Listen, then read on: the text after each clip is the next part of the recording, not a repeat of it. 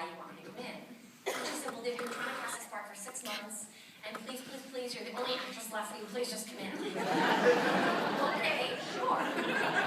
So I had gone in and I was waiting in the waiting room, and the director and this guy, Jake Gyllenhaal, who I had never heard of, no one had ever heard of him at that point, sort of walked past me, and they were about an hour and a half late. And I didn't want to make them feel awkward or uncomfortable, so as they came in, I kind of like put my head down and didn't want them to like feel uncomfortable that I'd been waiting forever. So I didn't get a look at Jake. So I walked into the room and I had met Jake a couple of weeks prior on the sidewalk. We sort of bumped into each other, and he told me I was the most beautiful thing he'd ever seen, and I like fell to my knees or something, and then I said, well, and maybe we'll see each other again, and I should leave. And there were sparks, but we just bolted. And so then we read for the part, and obviously there was something happening there. And I said to Brad when I left, listen, this is a great opportunity, thank you so much, but this is a huge part. And there's no way the studio is going to let you hire me because I'm absolutely nobody. And this was a favor I did for the casting director. So it was really nice to meet you, and good luck with your movie. And then he called me in the next day, and he said, and I was super nervous. And the next day I had found out Dustin Hoffman, Holly Hunter, Susan Sarandon. I found out who was in the movie. Thank God I didn't know the first day. Because the audition I would have blown. And then I went in the next day, and I knew, and I said, listen, don't apologize. It's fine. I know that I told you they weren't going to let you hire me. You should have just listened and saved me the gas. And he said, no, I brought you in here to tell you that you have the part. Aww. And they have it all on tape. Yeah, you do? I'm pretty sure. Yeah. You have that on tape? I'm pretty sure that Brad told me that they had. Yeah. I'm pretty sure they had. Definitely, well, what's definitely on tape I know is the first day of the audition, when I walked into the room, and I said, I saw Jake and I said, oh my God, it's you. And Brad said, Jake said, oh my God, it's you. And Brad was like, roll the camera, roll the camera. What's going on? You guys know each other? And we're like, no, we don't know each other. We made love to each other without speaking, but we don't know each other. And so it was that kind of thing. And while we're auditioning, you can hear Brad in the background saying, oh my God, oh my God, oh my God. So it was kind of similar. Yeah. Good. Now, what is your husband now? Jake Gyllenhaal. We saw Jake the other day. Okay. Listen, he's a handsome guy. Big actor. So I've heard. So is your husband. And so is that. And Jake's 20 years younger than me. Sandra, what about you?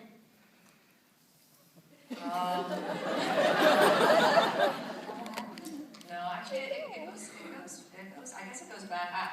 So I'm Canadian, and I had a career in Canada before moving here in '96. So I started out, my big break, I guess you'd say, was this television film for the CBC called The Diary of Evelyn Lau.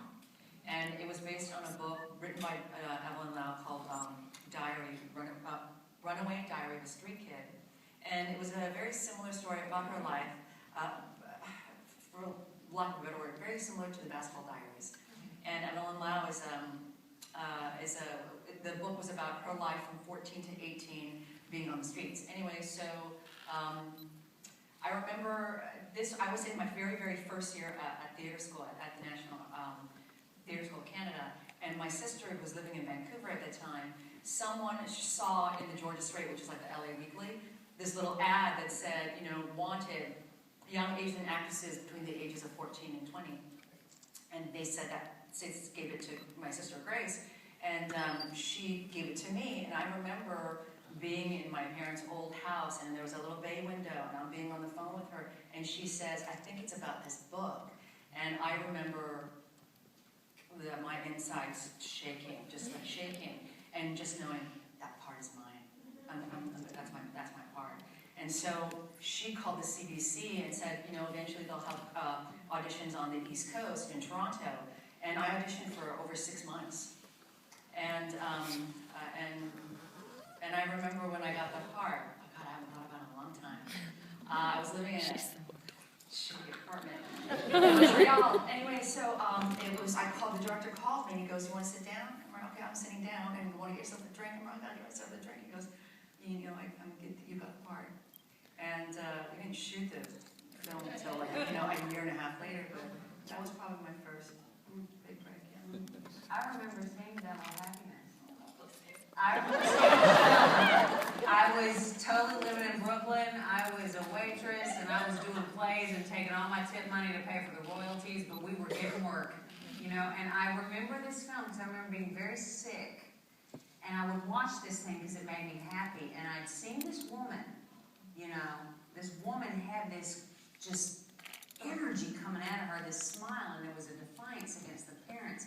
And she had this story in her, which is Sandra's story, Sandra's story, that really just blew me away. I was like, who is this person?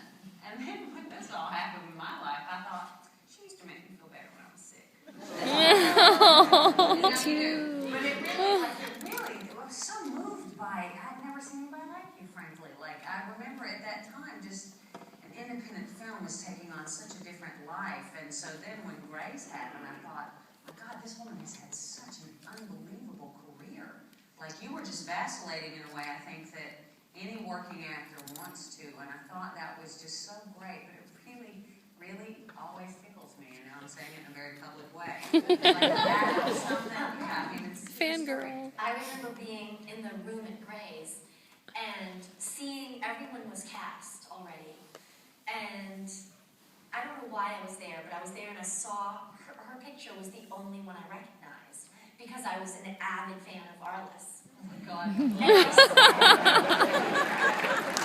I knew I got the show, and I was like, I'm gonna show Sandra. Oh, she's the girl from Arliss.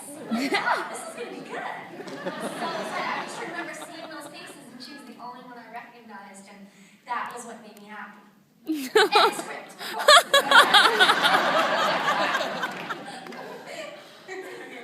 Taye, if you could. I guess for me, my big break was how Stella got her groove back. With I was already in Red at the time. Woo! As you know, and I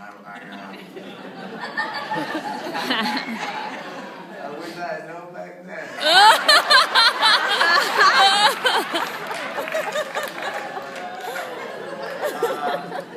But I was with a low-level agency, and you get a breakdown for a movie, and it says what the character is. And I went in knowing that I wouldn't get the part because the description was tall with dreadlocks. So, I'm not about to put on a wig. So I just went in, at the time was to go in and introduce yourselves, to these casting people, and maybe the next time, they have a part that's more like you, that they'll remember you. So I went in, and a lot of times that's the best time you're going because you're not nervous and you can just be free. So I went in with this awful, just whack Jamaican accent, and for some reason they called me back, and then it got serious. So then I remember I went to the library and got this corny ass tape of like African American accents, and it literally was like African and Jamaican. It was so general. The African accent was like this. The Jamaican accent was like this.